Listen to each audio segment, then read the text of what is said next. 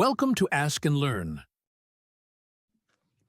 In this problem, we have to test a series for the convergence or divergence, but the only tricky thing is we're not told what test to use. We kind of have to use our knowledge about series to determine the test. So let's first review the series that we're given.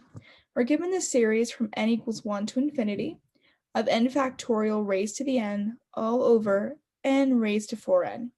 So let's apply the test for divergence and let's just see what we get.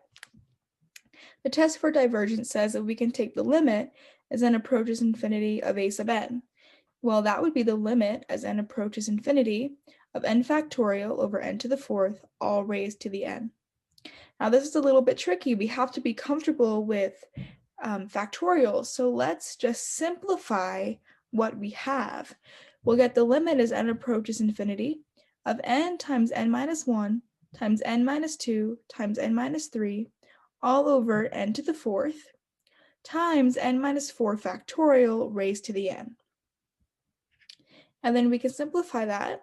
We'll get the limit as n approaches infinity of 1 minus 1 over n times 1 minus 2 over n times 1 minus 3 over n, and we'll multiply that by n minus 4 factorial all raised to the n.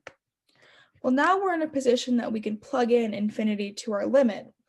When we do that, we'll get 1 minus 0 times 1 minus 0 times 1 minus 0 times infinity all raised to infinity.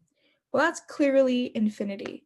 So that means that we found that our limit approached infinity. So our series is divergent by the test for divergence. So I hope that this problem helped you understand a little bit more about series and how to choose a test, and also how we can go about showing the divergence of a series by using the test for divergence.